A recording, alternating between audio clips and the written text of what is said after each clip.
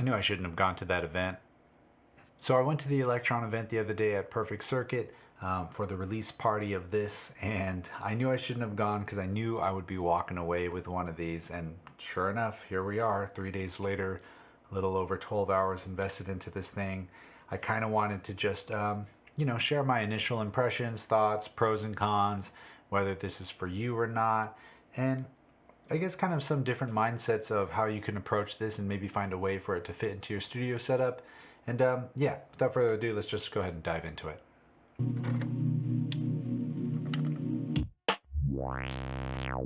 Oh, and for clarity, yeah, I did buy this full price. It wasn't given to me or anything like that. Bought it, no discount whatsoever, so it's fully mine. And all right, so let's start with the good and we'll get to the bad later.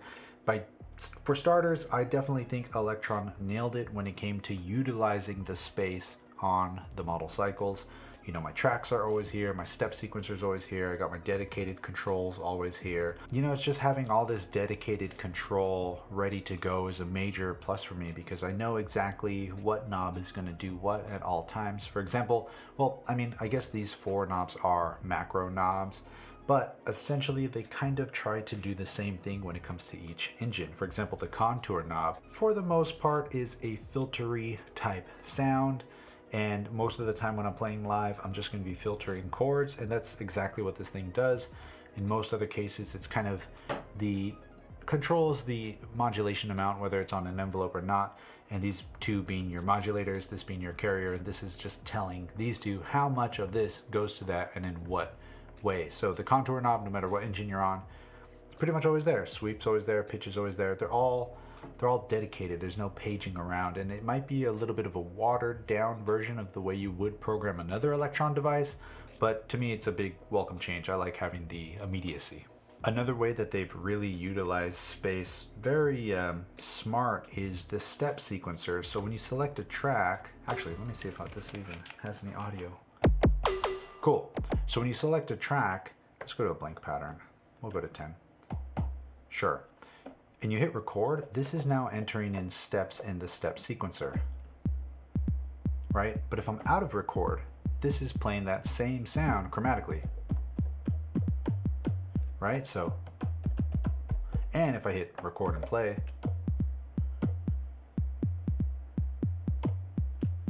I can just easily enter in those notes right away. So being able to have the chromatic mode always on is super cool because unlike the Digitact, you have to do like a button combo. As with most, even the Octatrack, it does have a lot more modes, but at least there's one there by default instead of just track triggers. I love the selecting the track triggers the track, and you can also use that to play. It's very smart. I enjoy that a lot, and I hope that they continue this kind of mentality, I guess. But with that being said, sure, these are playing things chromatically, but maybe there's a different way of doing this, but as of right now, I haven't found what the octave up or down button is. So when you have, again, like a track selected, these chords, if I want to go lower than this, I just have to actually tune the chord lower by an octave, -12. If you hold down shift and turn, it'll go in semitones as opposed to these weird like 0.9, 0.8 kind of things. So now I can go lower and access those lower notes. So that's kind of a bummer, but it kind of brings me to my next point, which is its MIDI implementation, which is a big plus. I think the ability to just plug in a MIDI controller and you can have access to -24 up to +24 or down 2 octaves, up 2 octaves on any given track that you have selected, and just plug it in, boom, boom, you're doing this thing, you're playing.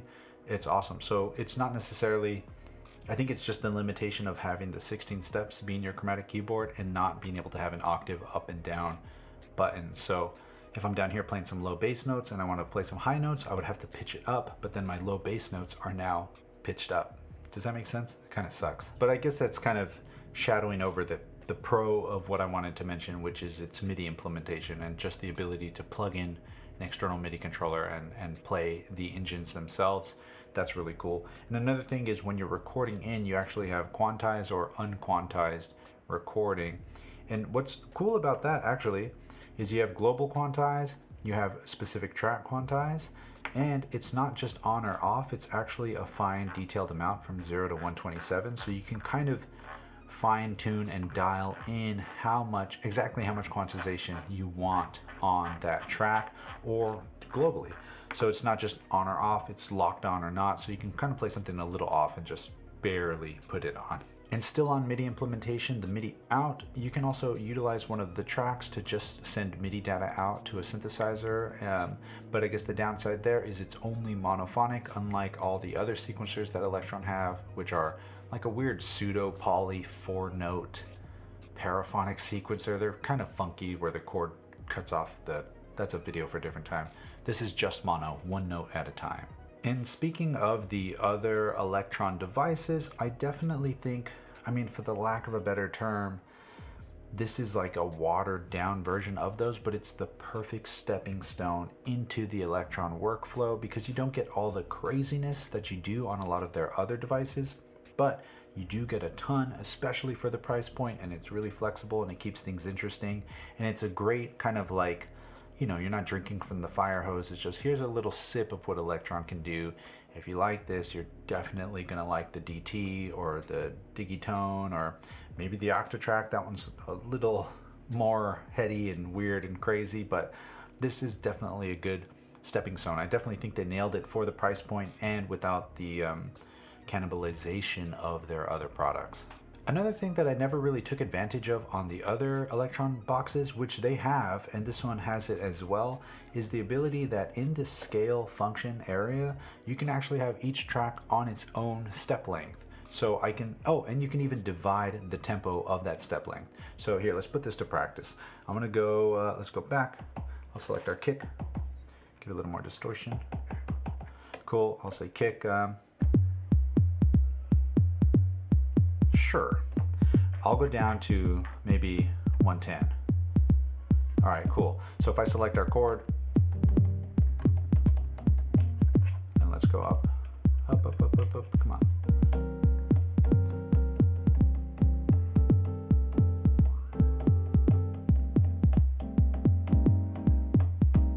Sure, so now we got chromatic, right? Ugh, that is ugly.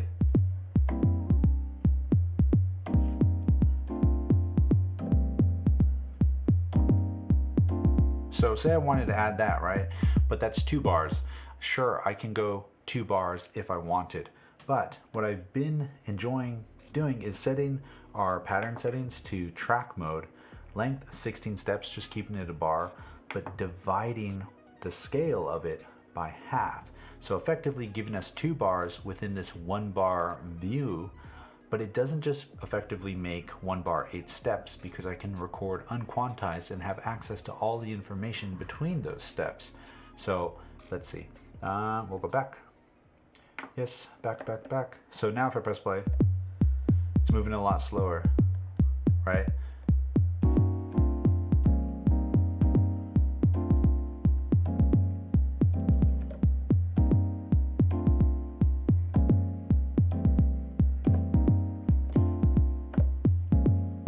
So there's Quantize on there, right? No, there isn't. Damn, I guess I just played it super on. Cool, but you see what I'm saying? Like, if this was fully locked on, maybe I didn't play as much of a variation as I would have hoped, but essentially what I'm trying to get at is you can have a lot more information packed onto a track's sequencer than you would normally expect. Even when it comes down to 64 steps, you divide that by 2, you have 128, and it's just, you still have all the information. It doesn't shorten up the resolution. That's the word I'm looking for. It doesn't shorten up the resolution of what the scale or the sequence is quantized to, because it has really good unquantized recording. Okay, I think that made sense.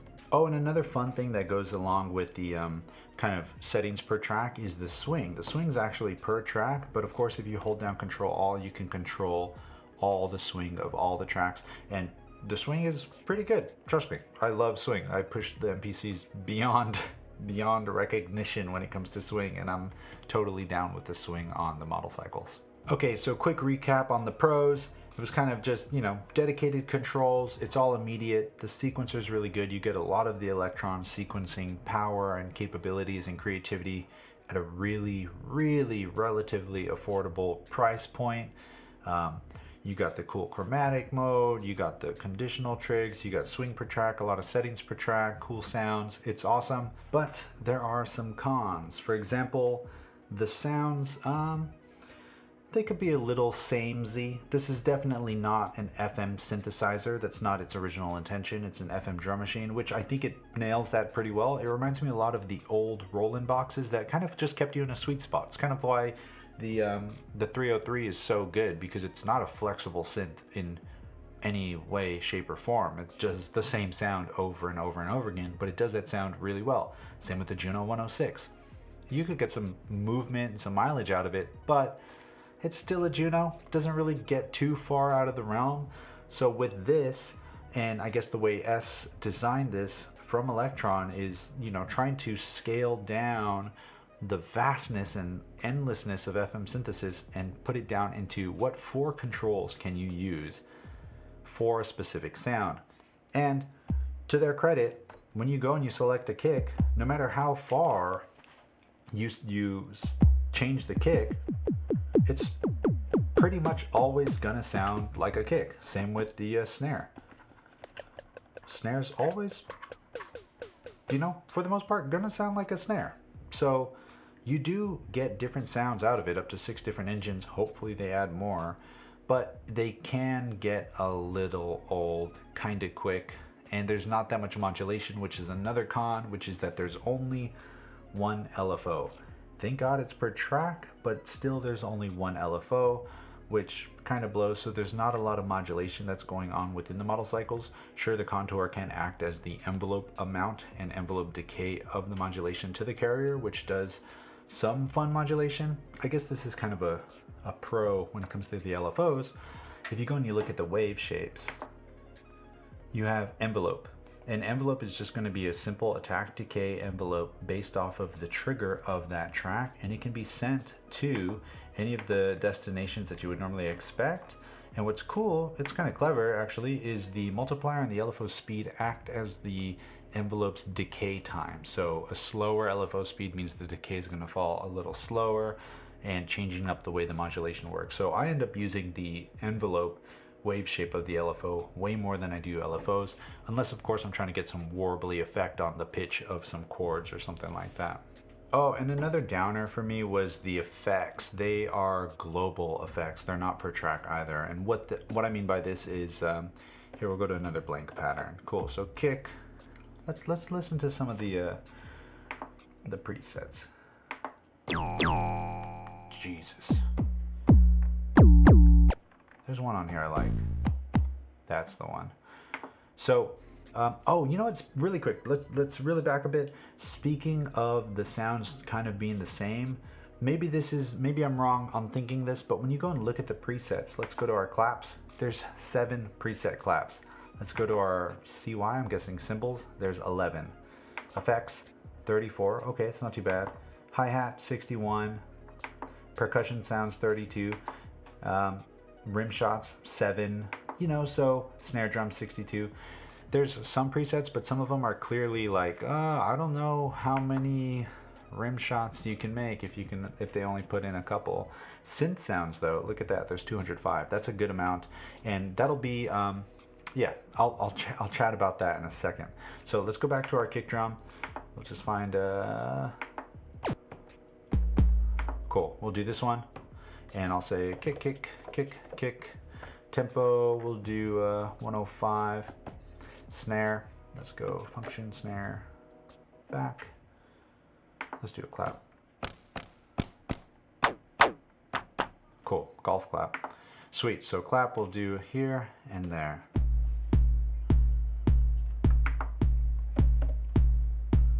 Why do I not hear my clap?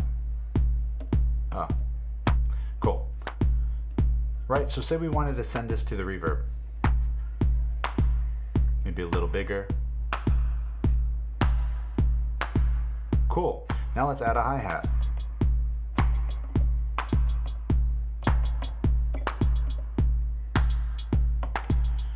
Oh, this is actually kind of cool. So we'll go to the Quantize. Weird. Quantize is off, but it added Quantize anyway. Oh, there it is. So hear how it was quantized for a second? That was kind of funky. Caught a bug on camera. But what's cool is if you have Quantize on and you record it in, it just applies Quantize to the MIDI notes, but it doesn't actually record them onto the grid Quantize. So you can still take Quantize off after you've recorded it and have what you originally played. So I thought that was kind of a cool plus. But back to the point at hand, which is say we want to send this hi-hat to the reverb also. Oh, but I don't want the reverb to be as crazy on the hi-hat. You see, there goes the reverb of the snare with it. So these are global, both the reverb and the decay, and these are just sends. So the effects happen after the sound has been generated, and when you're on each track and you're applying these two parameters, you're just basically saying how much of track 3 am I sending to the delay, aka delay send or reverb send. You're not shaping up the reverb for just that track. You're just sending it to the reverb that has these big global settings. And I guess that kind of brings me on to another con, which is I wish I just had more controls over the effects. You just have reverb size and reverb tone. I wish I had like a pre-delay, maybe a shimmer or a stereo width. Same with the delay. You only got delay time and delay feedback. There's no ping pong. And the delay time is always locked to the tempo. Sure, you can do 57 out of 64 or something weird, but I don't know, it just doesn't go as fast as I want it to or as slow as I want it to.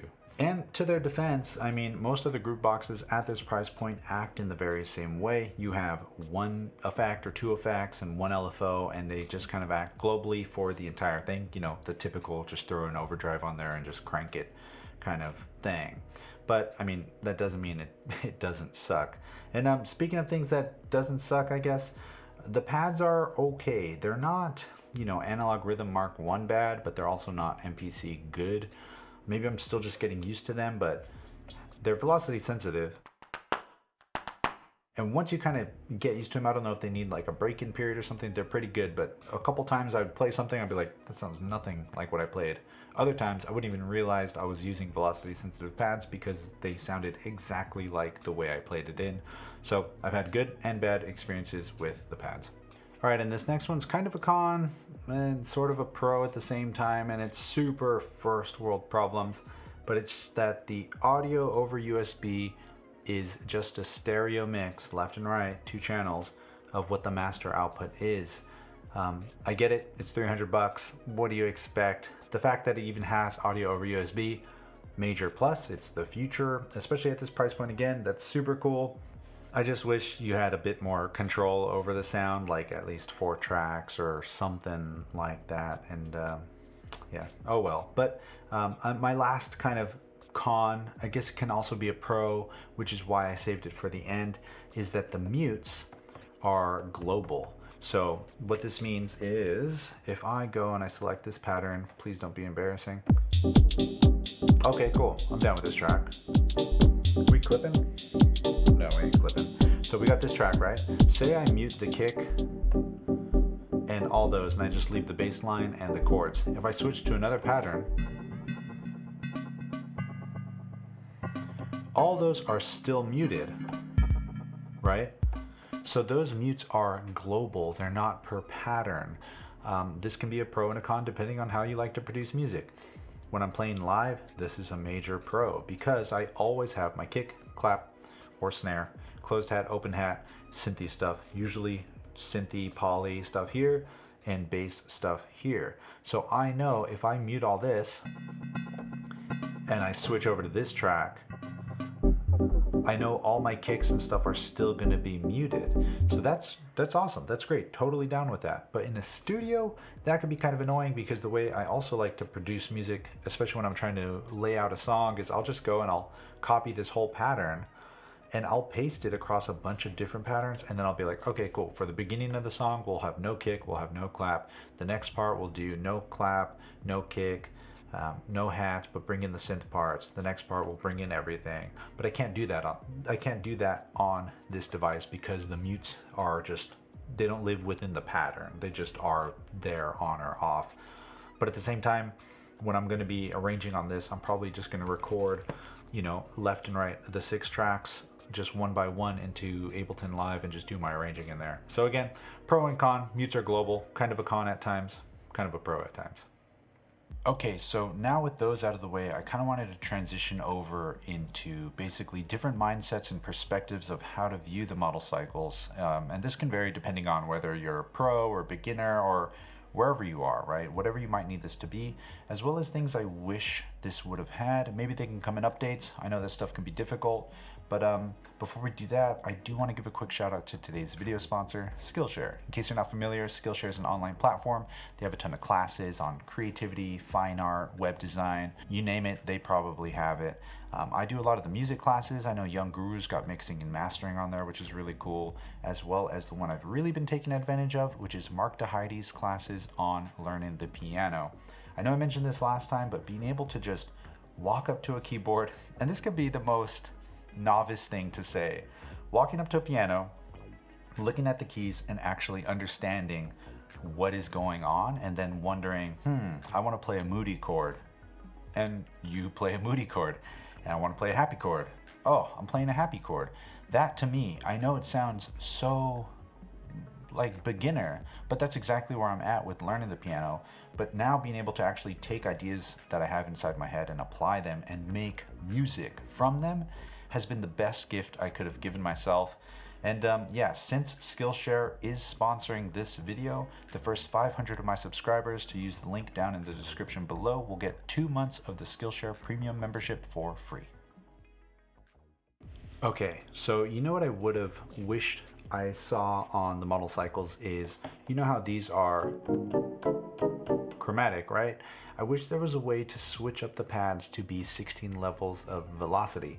Yeah, I know that pads are velocity sensitive, but it would have been nice to have like a 16 levels version of velocity, maybe even decay, just to kind of add a little bit more, you know, predictability and predictable dynamics and predictable variation to your track. So you can just play, you know, if you have an open hat, this one is now closed and it gradually gets more and more open because the decay is opening up. This is how a lot of the MPCs work, most of them.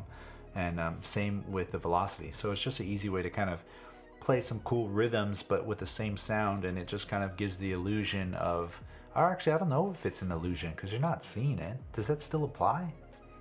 Ear illusion? Yeah, it gives the ear illusion that there's more stuff going on when there really isn't that much. So I wish there was another way of having this be something else besides just chromatic.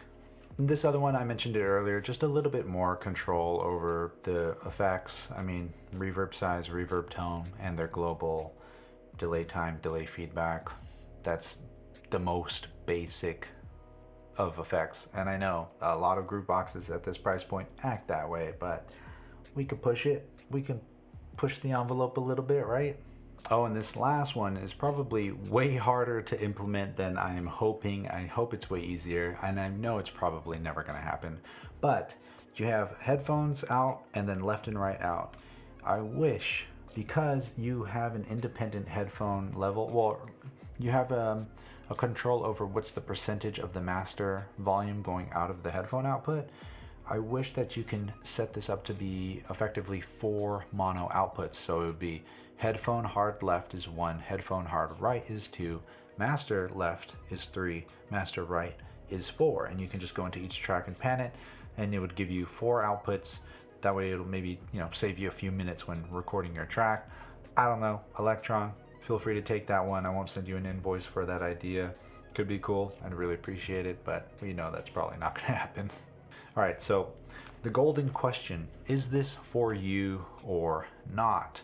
That, again, just is such a broad question, and it really depends on you and the way you like to produce music and what your ultimate intention is. Because in the short time that I've been using this, I've been having a crap ton of fun. And for $300, I immediately was sold on an FM drum machine because I thought about it. I have the Embase 11 that I'm borrowing from a friend right now.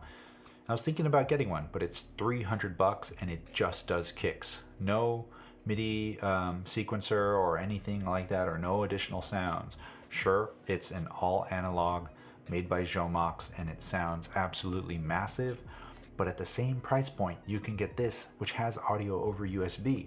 And then that got me thinking, well, would I pay $300 for a cool FM chord generator with audio over USB? Probably. Oh, and it comes with a sequencer? Cool. Oh, and it comes with 5 other tracks? Even better. Or using this for just basses. I had a DX7 for 1 patch, and I know sounds so dumb because it was. I could have just sampled it, which I did, by the way. I have it on all my MPCs, and my Digitac sampled that same bass patch. But on here, you can do that. And with have you seen a DX7? They're so heavy and massive. This is so small, and again, audio over USB. That I think is really, really cool. So to me, being able to just have an FM drum generator, an FM bass generator, FM chord generator and tones and whatnot with the audio over USB for $300, I thought that was a steal. I was like, for sure, I will do this. I'll just do the lead lines on here. Maybe I'll do the main chord progression on here. But that's just kind of my mentality, that I can just plop this into my studio and use it the way it is.